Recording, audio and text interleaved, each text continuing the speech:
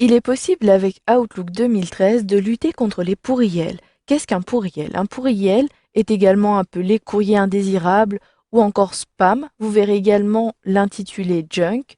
Ce sont en réalité des messages qui vous sont envoyés, qui ne sont pas dangereux, mais qui peuvent encombrer très vite votre messagerie avec des publicités.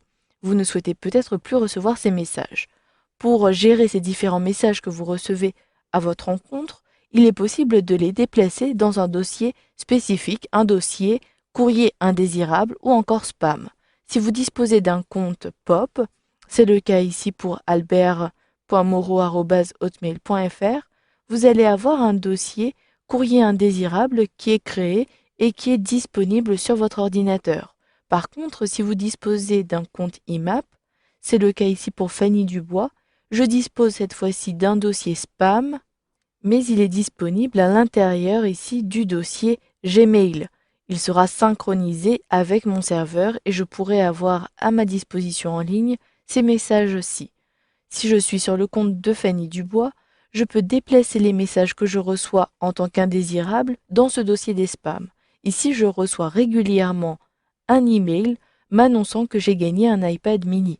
Je souhaite maintenant déplacer cet email dans mes spams. Pour cela, je maintiens le clic sur l'email et j'effectue un glisser-déplacer vers mon dossier des spams dans le volet de gauche. Puis, je relâche le clic. Automatiquement, vous le voyez à côté de spam, j'ai bien un 1 qui est apparu. Si je clique sur spam, mon message a bien été placé ici dans ce dossier et je ne peux pas le lire depuis ma boîte de réception. Je peux ainsi de suite placer des éléments à l'intérieur de mon dossier des spams. J'effectue la même manipulation pour ce même message m'annonçant que j'ai gagné un élément, je le déplace, etc. Lorsque vous déplacez ces messages dans votre dossier des spams ou courriers indésirables, en réalité, vous aidez votre compte Gmail à détecter automatiquement les spams, ce qui permettra par la suite d'avoir directement ces messages dans votre dossier des spams. Ils n'apparaîtront plus dans votre boîte de réception.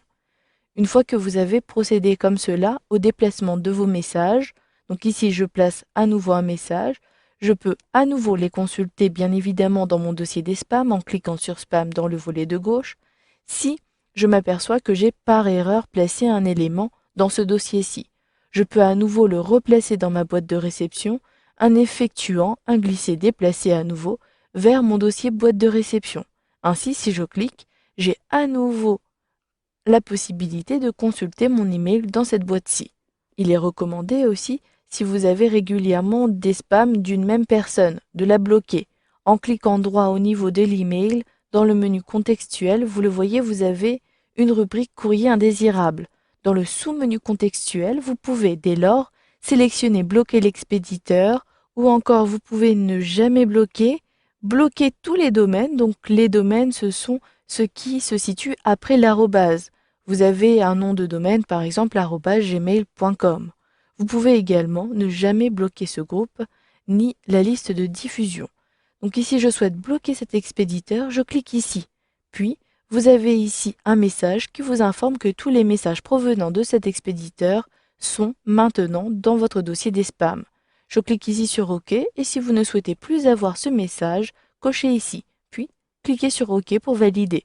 Si je clique maintenant sur les spams, effectivement, mon email a été placé automatiquement dans mon dossier des spams.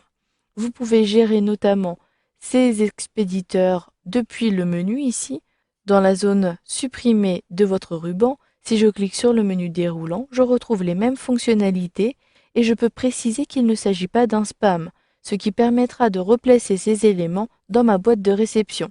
Vous pouvez avoir davantage d'informations depuis les options. Ainsi, je retrouve dans l'onglet expéditeur bloqué l'expéditeur que je viens de bloquer info@ftvi.fr. Si je souhaite ajouter de nouvelles personnes, je clique ici sur ajouter, puis saisissez l'adresse email de votre correspondant ou de la personne que vous souhaitez bloquer. Ici, je souhaite bloquer albert.moreau625@gmail.com. Puis, j'appuie sur la touche entrée de mon clavier. Maintenant, cet expéditeur sera bloqué et tous ces emails apparaîtront automatiquement dans mon dossier de spam. Si vous regrettez, sélectionnez votre expéditeur, puis cliquez ici sur Supprimer.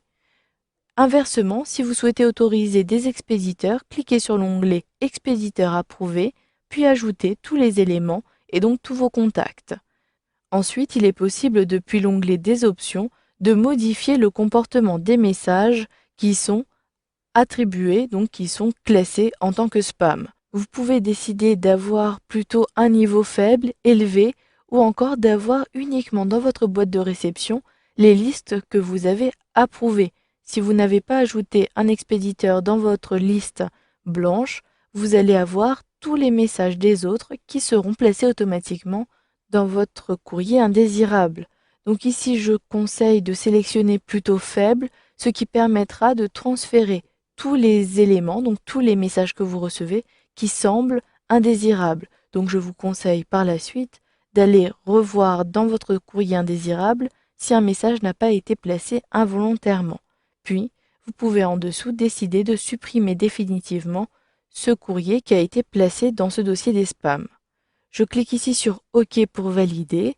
Vous avez donc vu dans cette formation comment lutter contre les pourriels à l'aide d'Outlook 2013 en plaçant des messages dans ce dossier dédié au courrier indésirable, et vous avez même vu qu'il était possible de gérer une liste des utilisateurs bloqués ou encore votre liste blanche.